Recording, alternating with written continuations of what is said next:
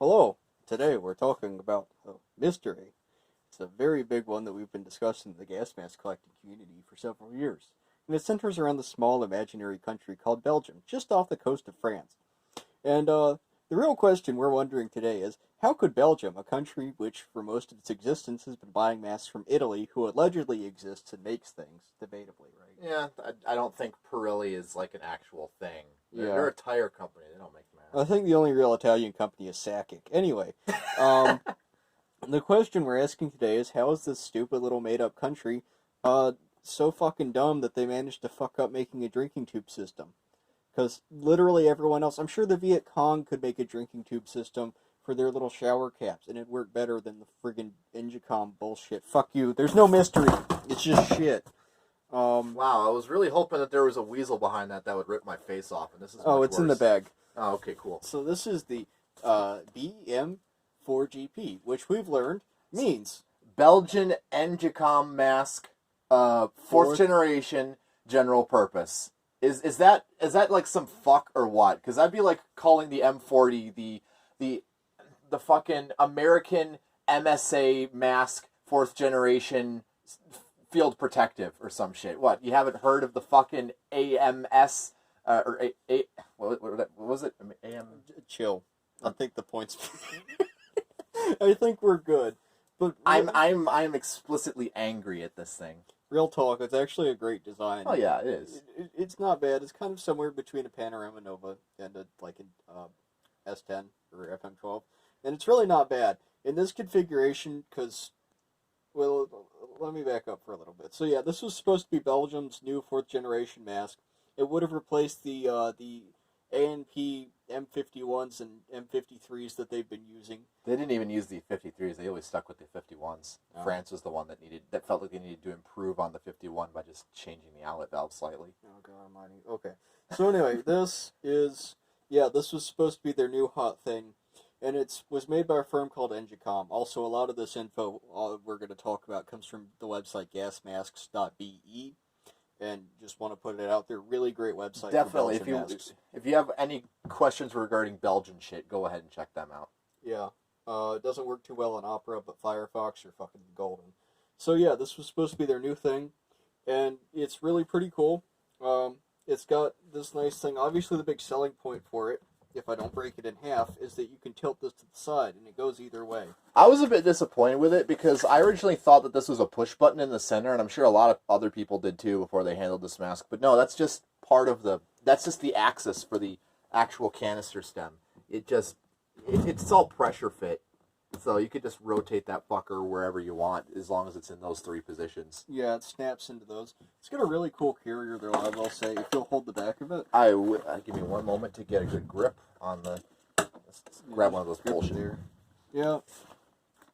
Alright, down just a little bit. Down just a little bit. Like there, and you got these two tabs here, and you just fucking rip it, and it pops open. Grip it and rip it. You got a spare filter in there. You got, I don't know, a decon kit pocket. What the fuck is this? What does that hold? I don't know. You got a couple more pockets in here. Fit a pack of cigarettes there. And then you got this nice face form for the mask. Oh yeah, you don't really see that too often on military carriers. You see a face form integrated into the carrier. I mean, it's really cool. Then you got a little clear pocket for the name tag. My only complaint about the carrier is this bullshit sort of pseudo PLCE sort of Molly webbing system. It's terrible. I don't even know what the fuck it integrates with, but like... I think it goes on a belt, and you got a leg strap that goes on the inside of your leg. The belt strap is like the only simple part of this carrier, or leg strap is the only simple part of this carrier. It's just a strap and a quick release. There's really not a whole lot of adjustment to it. Yeah, but it's not bad. And again, it's a really competent mask in a lot of ways. Unfortunately, it still has the British style. You have to pop these open, which is kind of irritating only because it has this little rubber band. It's not even rubber, it's like shrink tubing. Yeah, it's just a little bit irritating to adjust those, but luckily once you get it, you snap it into place, no big issue. And I think these are just like a standard sort of industrial harness style buckle where you lift the tab and it just slips through because of the ridges and the rubber. Yeah, that's basically pretty simple with that. Yeah, it's a very industrial mask, and it's even, I mean, it's got a little spot for a name tag back here. I don't think that's what it was meant for. Well, I didn't ask you. I think it's for... I'm kidding, no, but... Yeah, it's very S6. I love that or S10 inspired. I'm fairly confident this is a quick don tab, but it's kind of like redundantly overbuilt compared to the rest of the harness. Like, this is like chunky. It's like a Hershey's chocolate bar, and then there's no way you're gonna be able to quick don a rubber harness. There's just no way at all. And then of course we got to show off where this was basically one of their upgraded ones, because as you know, the Belgian BEM-4GP had a drinking system that was located on the chin, similar to like the Russian PMK series or PMK3. Yeah, it was kind of a large block. The problem was it was really easy to knock those off, and then the mask would leak. It was actually a bad enough issue that they some of the masks had this hexagonal screw that they replaced it with, but now they're mostly using FM12s. Yeah, basically whatever unfortunate Belgian retard didn't get issued an FM12, they got issued one of these that's been modified. And overall, I mean, it's not a terrible mask. This one was it's made all in right. '93. The rubber's kind of interesting because I don't actually know what material it is. It's presumably some sort of weird butyl mixture, but I'm not entirely certain. It's pretty soft. I mean, you got to give it that. It's all right. It's definitely softer than the FM12 to some degree.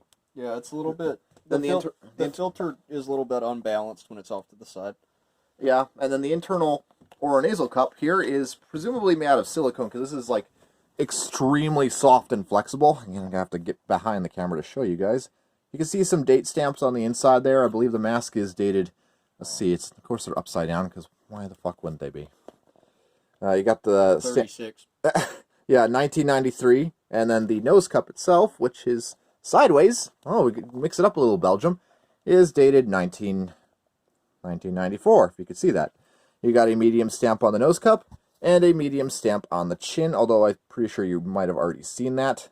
Really not much else to say. There doesn't appear to be any accommodations for optical inserts. The nose cup valve discs are kind of humorously spaced very close together at the top. You can see the voice diaphragm throughout the back there. And you can see the remnants of the hole that's appearing on camera. Hopefully it is. I can't really tell. But there's a hole right there and a hole at the bottom right there that would integrate, that the drinking tube would essentially pass up and through the nose cup. And very kind of amusing how that would work like that, just to have that all that dead space for the drinking tube to pass through. Yeah. Let's see, what else? Otherwise, I don't know. I mean, it's pretty standard fare for European masks. I wouldn't put it on the same level as, say, the Forsheda F2 or the M95. Oh, hell no. It's a lot. It needed like another year or two of refinement, but I think Engicom's basically dead now, and they've moved on. So yeah, I think the company pretty much went defunct when they started screwing this thing up. Yeah. I'll put that on the head. Overall, I mean, I bought it for like maybe $40 from Varus Delica, and if you can get one where you're certain it has the hexagonal plug, or if it has the drinking tube and it's still intact and you're 100% sure it's not FUBAR, yeah, it's worth it. Otherwise, not really. It's not good as a parts mask. You can't really build on it. This, I can't really see you being able to install it anywhere, although, I mean... Possibly an MSA Ultra View, but you wouldn't really want it on there either. No, I wouldn't put it on there. Honestly speaking, it's got a decent voice diaphragm, I think, didn't it? Yeah, it was alright. Pretty typical affair for a military voice diaphragm. That's the thing, is I guess kind of we expected a little bit more from Belgium. It's the most okay-iest mask to ever enter military service. Yeah, it's really interesting. Very interesting, but ultimately also kind of boring. Yeah. That's all I have to say on the matter. Yeah, that's really it. I thought we were going to have a lot more opinions on this thing.